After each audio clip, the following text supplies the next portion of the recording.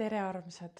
Ma ei ole pikka aega olnud teie ees siin videopildis, sellepärast et pühad, pühade aeg võttis tõbi mul hääle ära. Natukene veel annab tunda, loodan, et olen suuteline edastama teile sõnumit. Aga nädalavahetusel istusin meditatsiooni, et tunnetada, vaadata, tajuda selle nädala energiaid. Ja ma tegelikult jagasin oma Instagrami story's ühte reelsi ka. See on juba mitu päeva tagasi, võib-olla te ei mäleta enam, kes mind jälgib seal. Et üks naisterahvas rääkis täpselt sedasama, mida mina tunnen, et kollektiivselt on üleval hästi tugev selline leinameeleolu. Ja ma täna hommikul tunnetasin, vaatasin seda energiat ka, mulle tundub, et see hakkab pehmenema, see hakkab nii-öelda nagu üle minema. Aga ma ikkagi tahan sellest veel rääkida ja seda sõnumit jagada. Et miks selline leinameeleolu üleval oli ja ma ise tundsin seda ka paar päeva, et täitsa selline seletamatu kurbuse tunne, ei tea, kust tuleb, põhjust ei ole. Ja on selline melanhoolsus, natukene pahur, raske ja tundsin, et energiat on sellised natukene ebamugavad. Ja see tuleb sellest, et see möödunud aasta on olnud hästi-hästi intensiivne, väga transformeeriv. Väga palju on inimestel juhtunud, ma olen sellest ka varem rääkinud, et oli maa-aasta ja madu koorib omal naha, eks ole, et seda me ka kõik läbi elasime suuremal või vähemal määral. Ja sellepärast ongi nüüd olla selline toores, tühi, leinas. Nahk on maha kooritud, uus nahk ei ole veel päris nii-öelda ankurdunud või juurdunud, ei ole veel nii selline tugev, on selline vahepealne olek. Ja see lein tulebki sellest, et kui me jätame endast midagi väga suurt maha, olgu see hea või halb, vahet ei ole, siis meie mentaalitasand leinab seda. Ja see on hästi normaalne.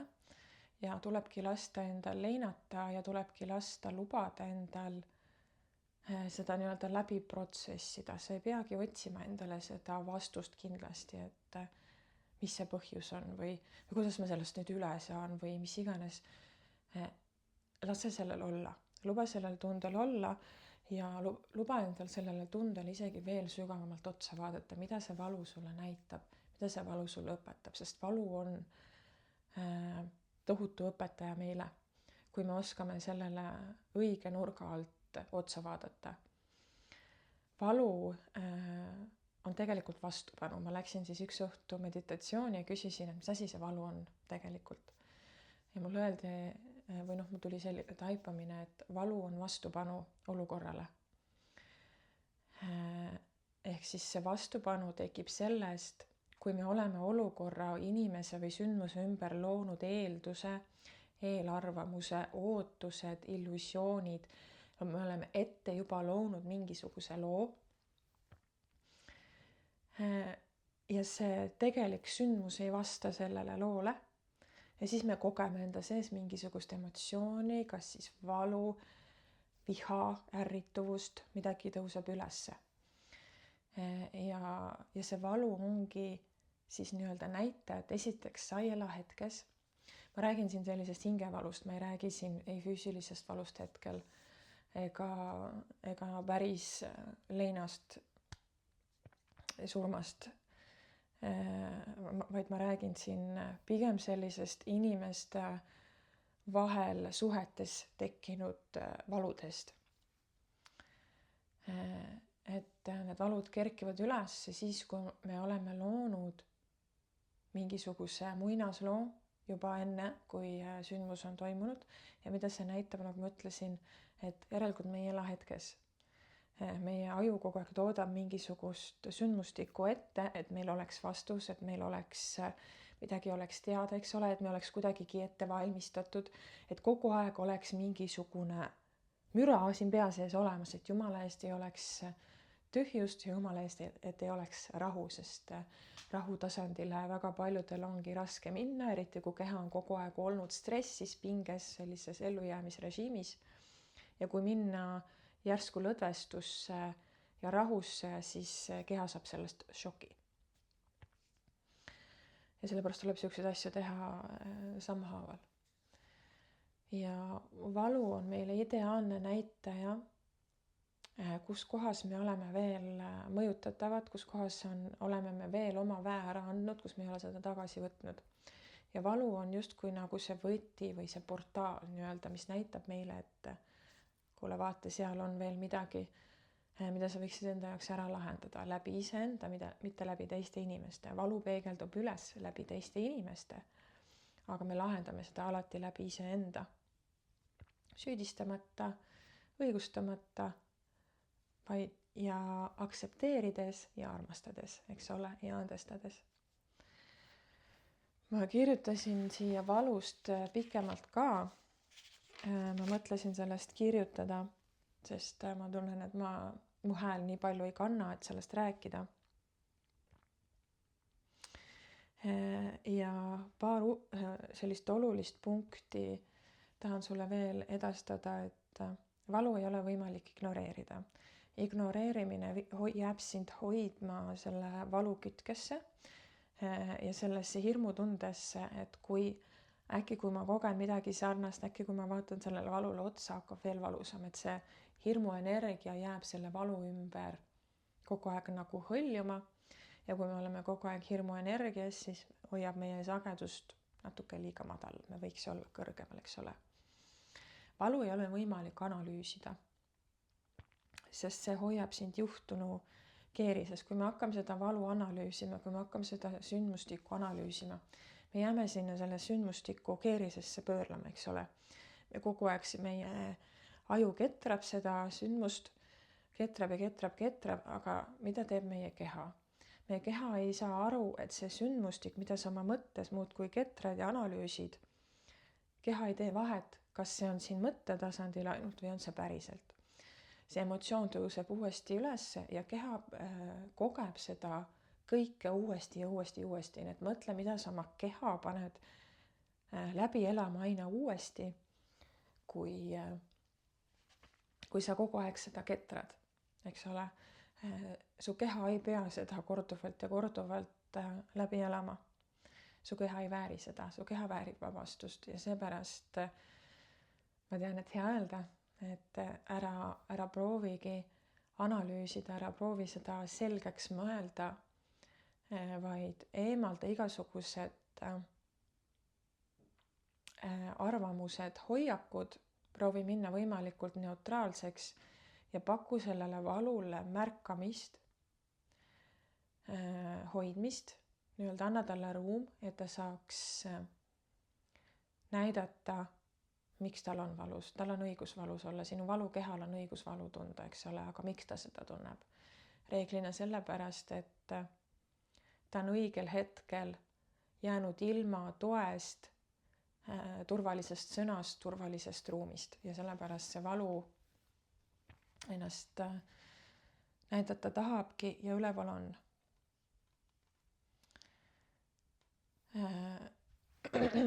Parem istu koos oma valuga kohalolus ja vaikuses. Istu ja hinga.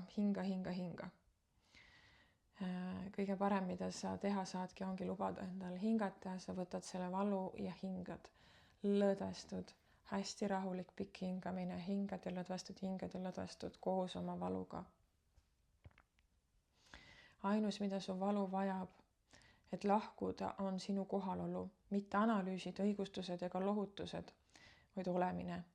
Ning mingil hetkel valu avab ennast ja sa näed sinna sisse.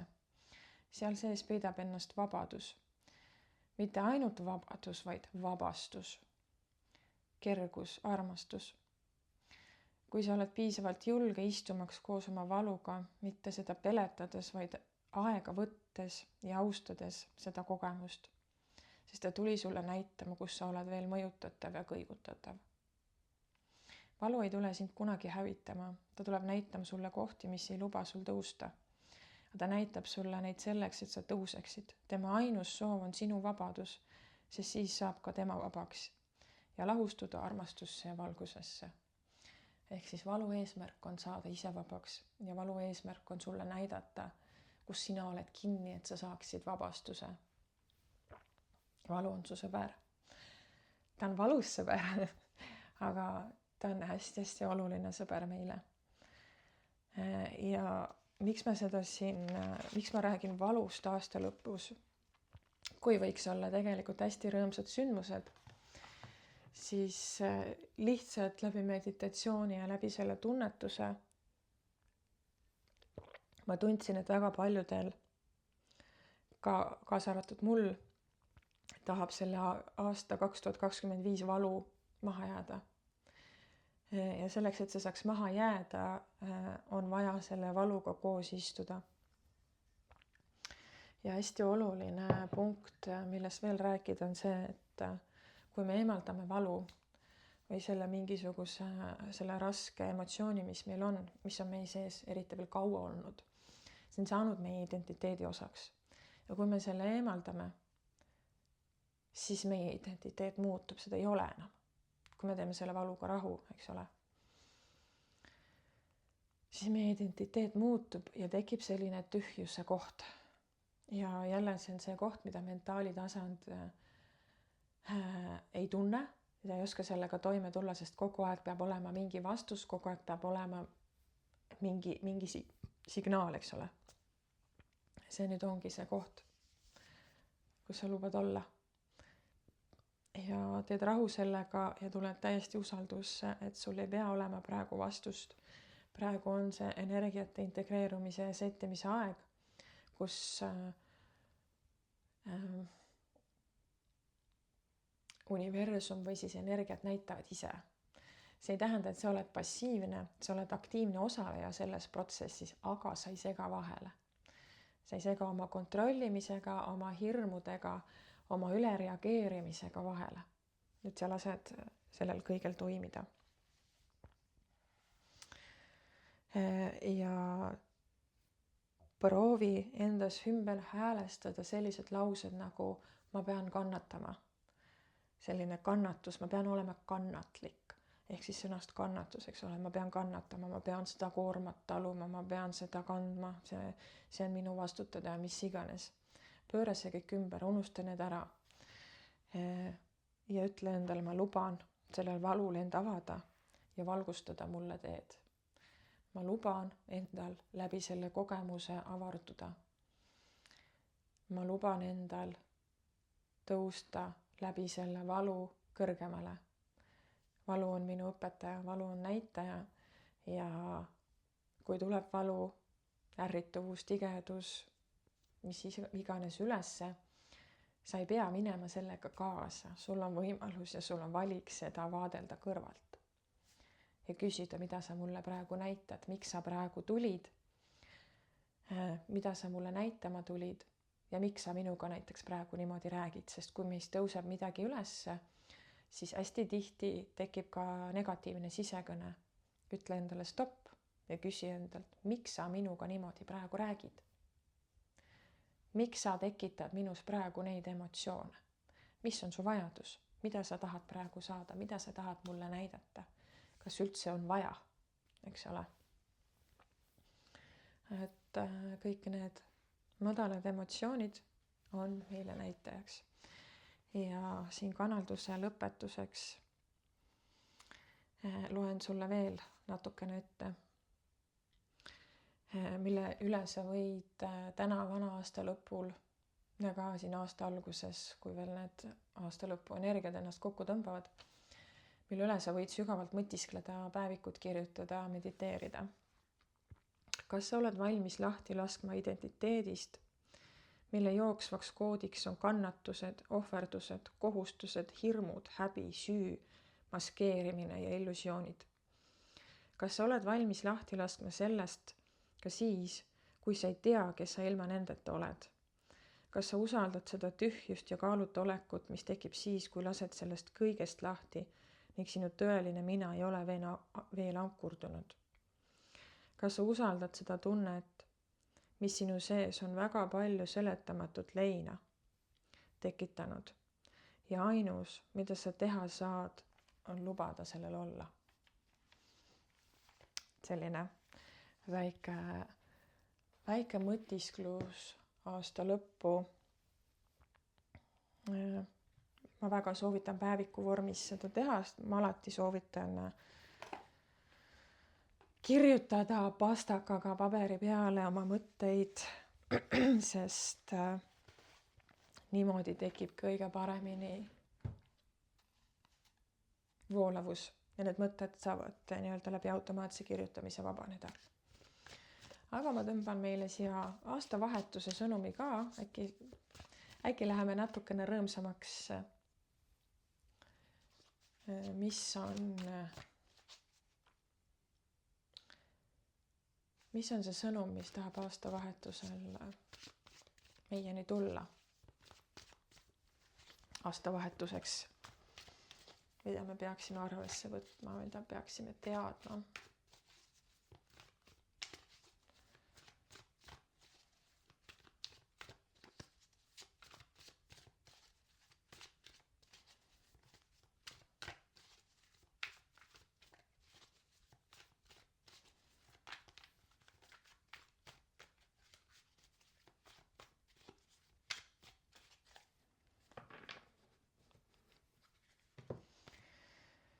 No nii. No siin näitab, siuke tunne, et õppetundide saamisest tuleb korraks lõpp või siis paus pigem, et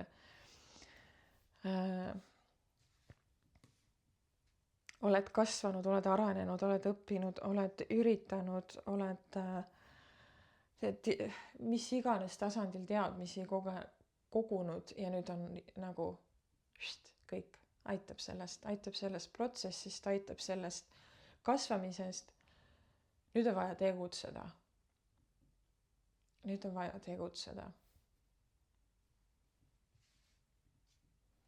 Mõõkade kuningas tuleb siia oma selge mõõgaga. Paki all sinna mõõkade kuninganna ka. Oma selge sihiga, selge fookusega, selge suunaga, selge mõistusega, kõik on, siht on nii selge, et ainult edasi. Väga palju oled saanud puhastuda, väga palju oled saanud kogu seda illusoorset reaalsust maha kukutada. Mis saab alles jääda? Mis jääb alles, kui illusioonid on maha kukkunud? Tõelisus, eks ole? Kõik see, mis on tõeline, kõik see, mis on õige. Suund on nüüd selge. See ei tähenda, et sa pead nüüd tormama kohe sinna 7 tuule poole, on ju,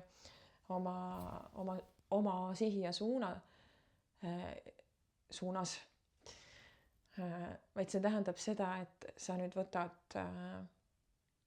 kõik need teadmised kokku, mida sa oled siin aasta või isegi enamaga kogunud. 2024 oli ju ka karma aasta, siis tuli transformatsiooni aasta, et 2 aastat on olnud väga sellised, hoia piip ja prillid, eks ole.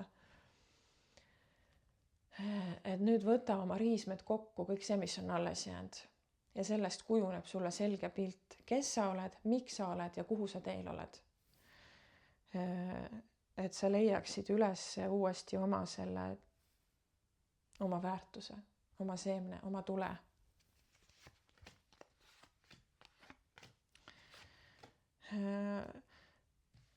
Ma näen siin pidustuste energiat ka ilmselgelt, meil on aastavahetus, on ju, aga mul on tunne täpselt sama nagu jõuludega oli, et jõulud ei tule suure tähistamisega, samamoodi ei tule see aastavahetus suure tähistamisega, sest mulle tundub, inimesed on nii väsinud.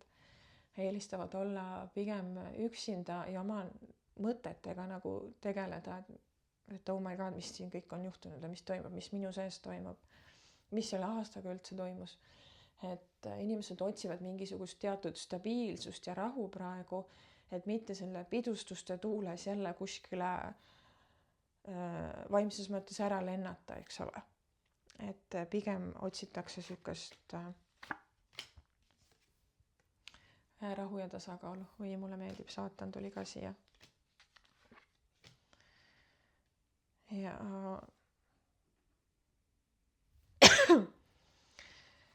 saatan joondub täpselt selle mõõkade kuninga ja mõõkade kuninganna vahele, ehk mis see näitab mulle, on see, et see energia on põhimõtteliselt ära lahustunud ja see selgus seal nende karmakohtade vahel. Saatan seostub mulle praegu karmadega, mis sind kinni hoiab. Et need on maha kukkunud ja läbi selle saab tulla see selgus, mida ma siin ka sulle rääkisin, ja müntide kuningas ja müntide kuninganna ka joonduvad mul siin ladumises täpselt üksteise alla. Et selline maandatuse ja rahulolu tunne, kohalolu tunne, hoolitsuse tunne, paku endale praegu sellist turvalist maandatud hoolt, poputa ennast, eriti sõnadega, sest me juba oskame inimestena hoolitseda justkui nagu välise eest. Vajan puhkust, siis ma puhkan, eks ole, on vaja pessu minna, siis ma pesen, kõht on tühi, siis ma söön. Aga mis siin peas kogu aeg toimub samal ajal? Märka seda, on ju, et sa ka sõnadega hoolitsed enda eest ja et sa pakud endale väärilist keskkonda, väärilist hoolt ja iseenda kohalolu, mis on kõige olulisem. Ja kõige viimane kaart, mis ma tõmbasin, on sauade kuus. Siin mehest tuleb uhke ratsu seljas. Rahvas saadab teda ja tal on võidupärg. See tähendab seda, et võidupärg on sinu. Sa oled lahingu võitnud. Sa oled võidukalt oma olukordadest välja tulnud, isegi kui sulle praegu veel ei tundu niimoodi, siis tegelikult võit on sinu käes. Lihtsalt need energiad, mis praegu on aeglased, nad on rahulikud. Sa tahaksid kiiremat tulemust, sa tahaksid kiiremalt võib-olla näha, et see tulemus tuleks. Aga need energiad praegu on hästi aegluubis. Vähemalt mina tajun niimoodi. Sellepärast, et sinust jõuaks toimuda integratsioon, sest väga palju on maha kukkunud ja ei saa hakata kohe uut looma selle peale, sest muidu sinu närvisüsteem ütleb ülesse ja selle uue reaalsusega sa ei tuleks toime. Meie närvisüsteem lihtsalt on sellisena üles ehitatud, et me peame seda sammhaaval harjutama. Vastasel juhul toimub tagasikukkumine. Et selline hästi maine mustvalge näide on see, et kui inimesed võidavad loteriiga tohutud summad, siis need tohutud summad ka väga kiiresti kaovad ära, sest närvisüsteem ei ole harjunud sellise rahaga, sellise õnnega, sellise küllusega. Närvisüsteem ei suuda vastu võtta ja sellepärast kaob ka hästi kiiresti ära. Puudub kogemus närvisüsteemil, eks ole. Sellepärast toimub praegu kõik hästi sammhaaval, et see vana aasta välja puhastuda, on integratsioon ja alles siis hakkame liikuma. Ja usu mind, sa hakkad liikuma. Meid ootab ees tulihobuse aasta. Hobune, kes on töökas ja tahab liikuda ja pane sinna otsa veel tuli ka, eks ole. Et topelt. Kõik hakkab liikuma nüüd vajalikus suunas ja täpselt sellisel pinnasel, kui palju sa oled siin eeloleval aastal või siis veel viimaseid tunde käimasoleval aastal ära puhastanud. Seoses tulega tuli mulle meelde veel, mis ma tol õhtul kanaldasin.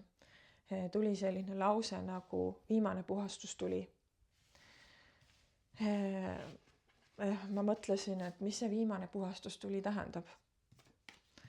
Et kas me kollektiivina kogeme läbi veel midagi rasket, mingit raputavat sündmust, siis mulle öeldi selle pealt otseselt mitte, aga lihtsalt toimub see viimane puhastus.